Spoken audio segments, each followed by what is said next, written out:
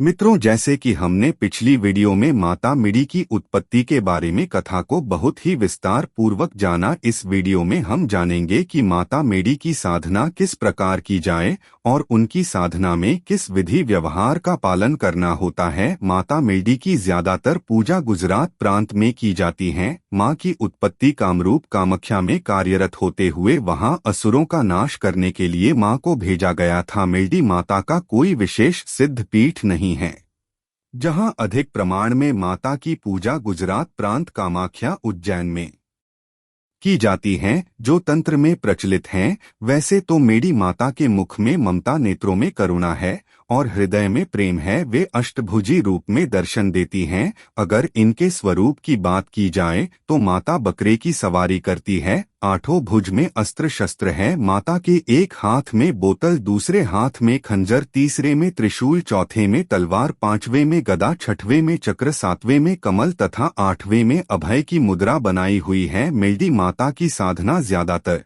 गुरु पूजन, गुरु ध्यान मंत्र इस प्रकार हैं। वरा मालामर च कमन सल धरम विभूम पुष्यरागा किम पीतम वरदम धावत गुरुम बृहस्पति अति दरियो अरदमद विभाति कृतु मजने शु यद देद याच सर्क प्रजात तदास सुद्र विनम देह चित्रम। तत्पश्चात पंचोपचार विधि से गुरु पूजन करें। ओम गुण गुरुभ्यो नमः। श्री गुरुदेव प्रीत अर्थे गंधमर्दन मह। श्री गुरुदेव प्रीत अर्थे पुष्पम समर्पयामि धूप। ओम गुण गुरु नमः। श्री गुरुदेव प्रीत अर्थे धूपम प्राप्य दीप। ओम गुण गुरुभ्यो नमः। श्री गुरुदेव प्रीत अर्थे दीपम दर्शम नैवेद्य। ओम गुण गुरुभ्यो नमः।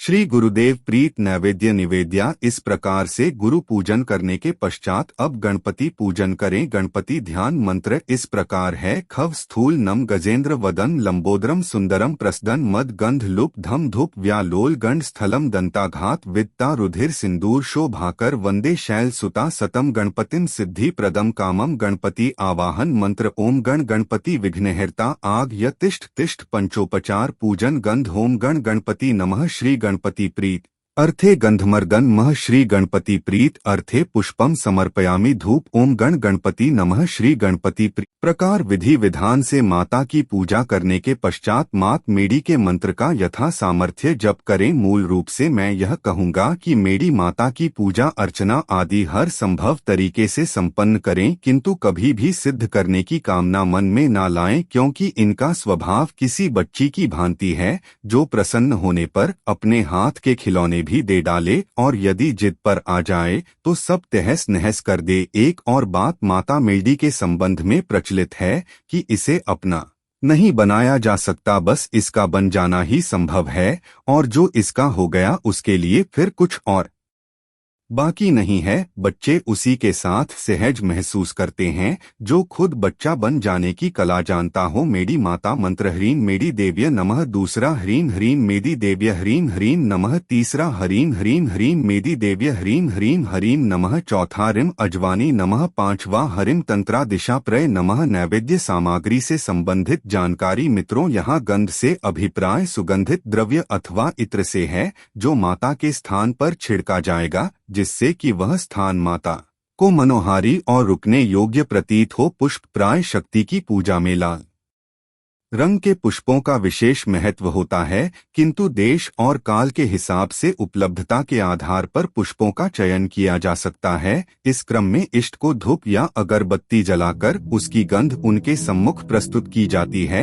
अगरबत्ती अथवा धूप को कम से कम 1 मिनट तक इष्ट की मूर्ति या चित्र की नाक के समक्ष रखना चाहिए। इस क्रिया में अपनी क्षमता अनुसार दीपक जलाने के पात्र का चयन किया जा सकता है, जो कीमती धातुओं से लेकर मिट्टी तक का हो सकता है। वैसे धातु का दीपक प्रयोग होने के संदर्भ में प्राय पीली धातु के दीपक ही मुख्यतः प्रयोग होते हैं। अन्य रंगों हेतु दशाएं और दिशाएं उत्तरदायी हो सकती हैं। दीपक की बत्ती के संबंध में यह प्रायः कपास की रुई द्वारा निर्मित लंबी अथवा विभिन्न प्रकार के आकार प्रकार की हो सकती हैं, किंतु यदि शुद्ध रुई लेकर इन्हें स्वयं अपनी आवश्यकता अनुसार निर्मित किया जाए तो अति उत्तम। इन्हें यदि कर्पूर युक्त बनाया जाए तो यह अति लाभकारी होगा। दीपक जलाने के लिए जब द्रव्य की बात आती है तो उसके लिए प्रायः देशी घी गाय का इस बात पर जोर दिया जाता है। मेरे अनुसार यदि घी घर का हो या फिर किसी जानकार से लिया गया हो जिसके ऊपर भी